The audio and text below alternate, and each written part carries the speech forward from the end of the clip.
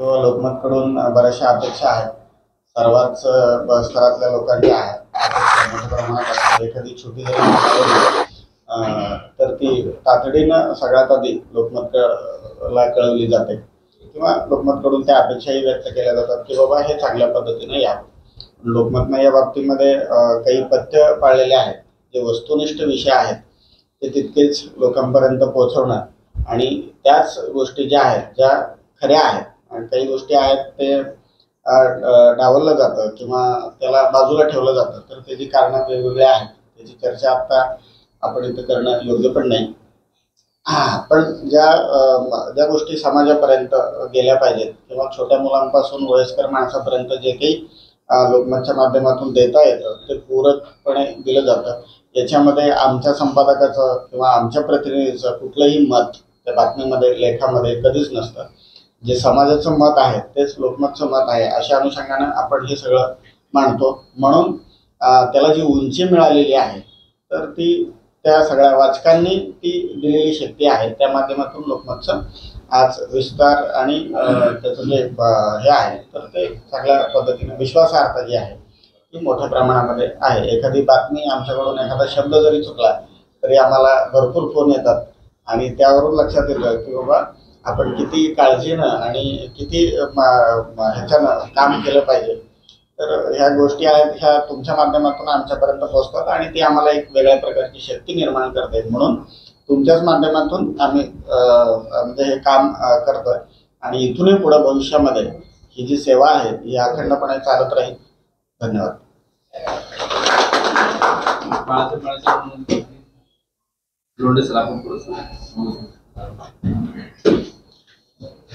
प्रथम सर्व कर्मचाऱ्यांना, अधिकाऱ्यांना, कार्यकर्त्यांना 2025च्या मनपूर्वक शुभेच्छा. तुमचं आरोग्य ठणठणीत राहावं, तुमच्या कुटुंबाला निरोगीदायी आयुष्य लाभावं ही आपल्याला मनातून शुभेच्छा. कारण शरीर हीच खरी श्रीमंती आहे आणि आमच्या सर्व पत्रकारांनी ती जबाबदारीने जी बातम्या देण्याची ताकद असते कार्यकर्त्याकडे, आमच्या कर्मचाऱ्याकडे, आमच्या पत्रकाराकडे, त्याच्यावर सध्या खूप अन्याय होत आहे. आमच्या छत्तीसगडमधल्या पत्रकारांना उचलून निघून मारले गेले. चंद्रकार नावाचा कार्यकर्ता, म्हणजे पत्रकाराला संरक्षण कायदा असताना सुद्धा हे अन्याय होता. तर तुमच्यासारख्या सर्वच कार्यकर्त्यांनी याची जबाबदारी म्हणून एक प्रसिद्धी माध्यम आहे 6 जानेवारी 1832ला दर्पण नावाचं वर्तमानपत्र, आरसा, दर्पण म्हणजे आरसा, हे दाभोळकरांनी चालू केलं. आरसा याचा अर्थ असा आहे की तुमचं सत्य जे आहे ते आरशामध्ये आरसात दाखवते, चेहरा तुमचा कसा आहे हे दाखवते. आणि त्याच पद्धतीनं पत्रकार खरं आणि खोटं जे काय आहे ते जनतेपुढे मांडण्याचं काम करीत असेल तर ते गुन्हेगार कसा. जर तुम्ही चोऱ्या करत असाल, तुम्ही भ्रष्टाचार करीत असाल, तुम्ही उद्ध्वस्त करत असताल एखाद्या गरीबाला आणि ती उद्ध्वस्त करणाऱ्या समाजाला न्याय देऊन जो गुंड आहे, जो भ्रष्टाचार आहे, अन्याय करणार आहे, त्याला थोपवण्याचं काम जर पत्रकार काम करीत असेल तर त्या पत्रकाराचा सन्मान करणं हे तुमचं कर्तव्य आहे. आणि ते सन्मान तुम्ही आज करत आहात याच्याबद्दल आम्ही सगळेच जिल्ह्यातले पत्रकार, पीपल मल्टी स्टेट या चेअरमनचं, या कर्मचाऱ्याचं आम्ही मनपूर्वक आभारी आहोत. हा जो मुद्दा आहे तो आमच्या फुलाई पतसंस्थेचे जे चेअरमन आहे आम्ही फार आदर करतो त्यांचा. त्यांनी सुद्धा अत्यंत चांगल्या पद्धतीनं एक रोपटं लावलं, आज ते फुलत आहे. अशा पद्धतीनं उस्मानाबाद जिल्हा, या जिल्ह्यातले कार्यकर्ते, सर्वसामान्य कर्मचारी कामाचा शोध घेण्यासाठी आपले म्हातारे आई वडील सोडून पुणे, मुंबई इकडे कामाला पळत आहेत. त्या सर्वच तरुण पोरांना तुमच्या पीपल मल्टी स्टेटच्या माध्यमातून जे रोखवण्याचं काम केलंय त्याच्यासाठी तुमचं मनपूर्वक आभार. कारण 51 शाखा गुणिले 10 कर्मचारी जर विचार केला तर मला वाटते 5000 निश्चित कर्मचारी तुमच्या हाताखाली काम करतात आणि तुम्ही 5000 कुटुंबाला तुम्ही आज न्याय देतात. मला एवढंच म्हणायचं आहे, कारण ही राजकीय स्टेज नाही, पत्रकाराचा सन्मान आहे आणि ते सन्मान तुम्ही आमचा करतायत त्याच्याबद्दल आम्ही वर्तमान पत्रकार म्हणून आमचं न्यूज चॅनल आहे, आमचं खडतर प्रवास हे वर्तमानपत्र मागील 15 वर्षापासून चालतंय. बिंदास लिहितो कोण असो मला काय माहित नाही, जे सत्य आहे ते लिहिण्याचं मी काम करतो. माझ्या पत्रकारितेच्या माध्यमातून 12 माणसं घरी गेले, कित्येक लोकांवर गुन्हे नोंद आहेत. मला एवढंच म्हणायचं की सत्य मांडत असताना ज्या दिवशी आम्ही पत्रकारिता आमच्या हातात पेन घेतली त्या दिवशीच आम्ही आमच्या हातात जीव घेतलेला असतंय. म्हणजे आम्ही त्या दिवशी मरण पत्करलेलं असतंय. आमच्या पत्रकाराचे मुडके छाटले, बोट छाटले, पाय छाटले, उचलून माणसं नेले तरीही पत्रकार जिवंत आहे आणि जिवंत राहणार. कायमस्वरूपी गरिबाला न्याय देत हा पत्रकार मरेत तोपर्यंत काम करणार.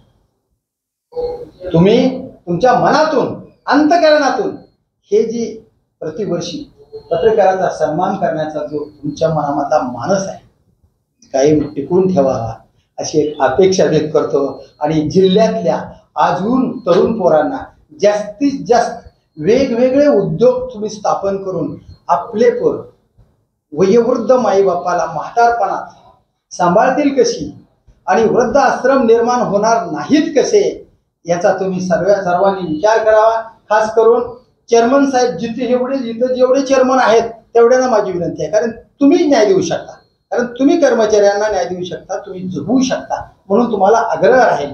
आणि छोटे मोठे जे काही उद्योग करणारे आहेत त्या सुद्धा लोकांनी तरुण पोरांना न्याय देण्याचं काम करावं आणि माई बाप्पाला म्हाताऱ्या सांभाळण्याची आमची जशी तुम्ही सभा घेतली, आमचा जसा सन्मान केला तसं आईवडिलाला सांभाळणाऱ्या पोराचा सुद्धा तुम्ही सन्मान करावा की जेणेकरून काल एक बातमी वाचली साहेब, 80 कोटी रुपयाचा मालक आपल्याच वर्तमानपत्र मला पडते सामन्याला बघा, 80 कोटी रुपयाचा मालक, एक मुलगा मोठा बिझनेसमन, एक मुलगी वकील आणि दुसरा कर्मचारी मुलगा फार मोठा अधिकारी होता. हे तिघही माणसं असताना ज्या वडिलांना 80 करोड रुपये प्रॉपर्टी कमवून ठेवली त्याला वृद्धाश्रमात मरावं लागलं आणि मेल्याची बातमी वृद्धाश्रमाच्या अधिकाऱ्याने सुचवली असताना सुद्धा अंतविधीला येण्यासाठी नकार दर्शविला. एवढी माणुसकी नष्ट झालेली आहे. माणूस म्हणून जगण्याच्या लायक आपण राहिलेलो नाही, तर माणूस म्हणून जगण्याच्या लायक तुम्ही माणसं बनवावे अशी एक अपेक्षा व्यक्त करतो.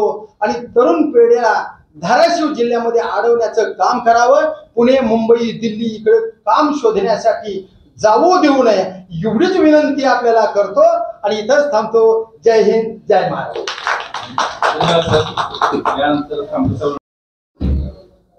आज पत्रकार दिन आहे आणि इथं जिल्ह्यातील विविध पत्रकार आपले इथं आलेले आहेत. तर सर्वप्रथम पत्रकार दिनानिमित्त त्यांना शुभेच्छा आणि अभिनंदन.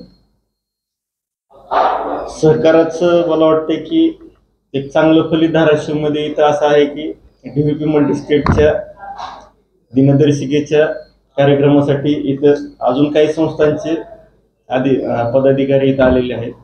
ही खऱ्या अर्थानं सहकाराचं फलित आहे. कारण धाराशिवमध्ये मी नेहमी सांगतो की कुठल्याही प्रकारची सहकारामध्ये कॉम्पिटिशन नाही. आम्ही सर्व सहकारी म्हणून काम करतो, हातात हात घालून काम करतो. जी सहकाराचं बोधचिन्ह आहे हातात हात. तर DVP मल्टीस्टेटच्या बाबतीत सांगायला मला खूप आनंद होईल की पहिल्या दिवसापासून आम्ही सोबत काम करतोय आणि इतक्या कमी कालावधीमध्ये आबांच्या मार्गदर्शनाखाली, पाटील साहेबांच्या मार्गदर्शनाखाली, भुतेकर साहेब असतील, सर असतील, तर खूप चांगली उत्कृष्ट असं काम चालू आहे. उत्कृष्ट अशी भरारी घेतलेली आहे. त्यांना पुढील वाटचालीसाठी शुभेच्छा. आणि सर म्हणल्यासारखं जास्तीत जास्त तरुणांना कसा रोजगार मिळेल संस्थांच्या मार्फत हे आम्ही प्रयत्न करतोच, पण समाजाने प्रयत्न केले पाहिजे की संस्था जगल्या पाहिजेत, संस्था वाढल्या पाहिजेत, चांगले खातेदार मिळाले पाहिजेत, चांगले कर्जदार मिळाले पाहिजेत.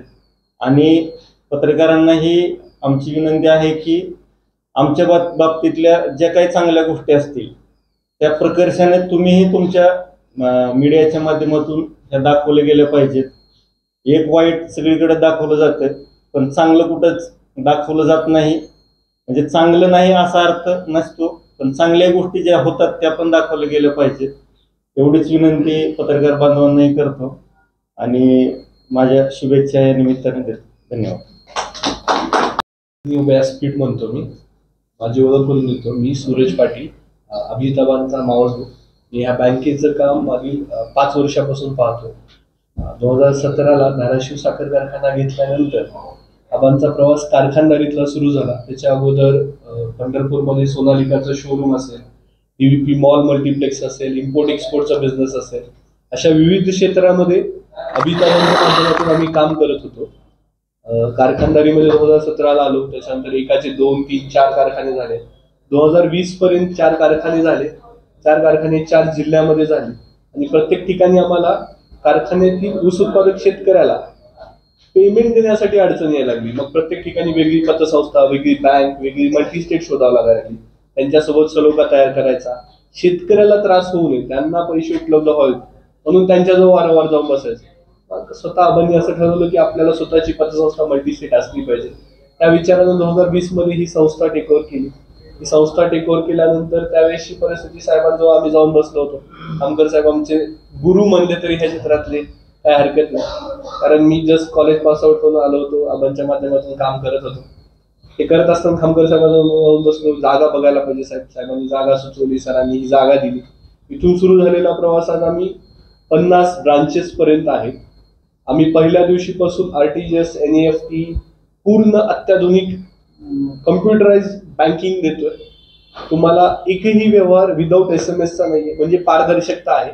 पिग्मीचा असू द्या, कर्जाचा असू द्या, FDचा असू द्या, आणि उत्तम पद्धतीचे व्याजदर ठेवलेले आहेत. ते व्याजदरावर आमची सारखी चर्चा होती संस्थांच्या सगळ्या, की तुम्ही एवढा व्याजदर कसा देऊ शकता. तर आम्ही कारखान्याच्या थ्रू आम्हाला फंड्स उपलब्ध करता सोपे जातात. आम्ही फंड्स कारखान्याच्या HMD ठेकेदारांना देतो. त्यांच्याकडून आम्हाला रिकव्हरी 100% आहे. मार्चमध्ये आम्ही ते 100% वसूल करून घेतो. पुन्हा एप्रिल पासून कर्ज वाटप करतो, जेणेकरून आमचं व्याज येतं. आम्ही समोरच्या ठेवीदाराला व्याज देऊ शकतो. ही पारदर्शकता मागच्या 5 वर्षापासून ठेवल्यामुळे साहेबासारख्या संस्था असतील, ज्यांनी आमच्यावर विश्वास ठेवून संस्थेचे डिपॉझिट दिलं, सर्वसामान्य लोकांनी डिपॉझिट दिलं. हा प्रवास चालू असतानाच आज आम्ही मागच्या 3-4 महिन्याखाली विठ्ठल कारखान्याचे इलेक्शन नंतर आमच्या आबांनी असं ठरवलं की माढा मतदारसंघामध्ये आमदारकीला जागा आहे, त्या लोकांना आपण काहीतरी वेगळं देऊ शकतो. आम्ही 9 ऑगस्टला आबांच्या माध्यमातून ठरवलं की माढा मतदारसंघात उभं राहायचं. आमची टीम तिथे गेली, सर्वे झाला आणि आबांच्या अथक परिश्रमातून, त्यांच्या कष्टातून, त्यांच्यावर असलेल्या लोकांच्या विश्वासातून फक्त 3 महिन्यामध्ये लोकांनी 30,000नं 30 वर्षाची सत्ता उलटून लावली. हे शक्य झालं आबांच्या कष्टामुळं आणि आमच्यासारख्या तरुणांमुळं. तुम्ही जे म्हटलात की तरुण पोरांना संधी दिली पाहिजे, तर आबांच्या सोबत सगळे तरुण आहेत. आमच्या बँकेत सगळे तरुण पोर आहेत. आज इथे काम करत असताना खामकर साहेबांचं मार्गदर्शन आहे, सगळ्या संस्थेचं मार्गदर्शन आहेच. तुमच्यासारखे पत्रकार आमच्याबद्दल वारंवार चांगल्या गोष्टी छापतात. म्हणजे आपल्या इथे 2020ला कोरोनाची महामारी आली असताना भारतातला पहिला ऑक्सिजन प्लांट कारखान्यातला तो आबांच्या माध्यमातून आम्ही धाराशिव कारखान्यावर उभा करू शकलो. त्याची बातमी एवढी झाली की UP मध्ये पण त्यावेळेस यांचं सरकार होतं, योगीचं, तर तेथे टाइम्सला बातमी होती की फॉलो धाराशिव पॅटर्न. तिथल्या कारखानदारांना त्यांनी सांगितलं होतं की धाराशिव पॅटर्न फॉलो करा. ते ऐकून एवढं चांगलं वाटलं की आपल्या जिल्ह्याचा नावाचा पॅटर्न होऊ शकतो. मग तो पॅटर्न होऊ शकतो, तर तो कसा होऊ शकतो, तर नवीन नवीन गोष्टी घडून येऊ शकतो. आम्ही संस्थेच्या माध्यमातून 100% सामाजिक कार्य करायचा प्रयत्न करू. आज पत्रकार दिनानिमित्त आमच्या दिनदर्शिकेचं प्रकाशन करायला आम्ही आपल्याला इथं बोलवलं. तुम्ही आमच्या बोलवण्याला मान देऊन इथं आलात, त्याच्याबद्दल मी धन्यवाद व्यक्त करतो. पत्रकार दिनाच्या आपल्या सर्वांना शुभेच्छा व्यक्त करतो, नवीन वर्षाच्या शुभेच्छा व्यक्त करतो. माझे 2 शब्द थांबवतो. जय हिंद.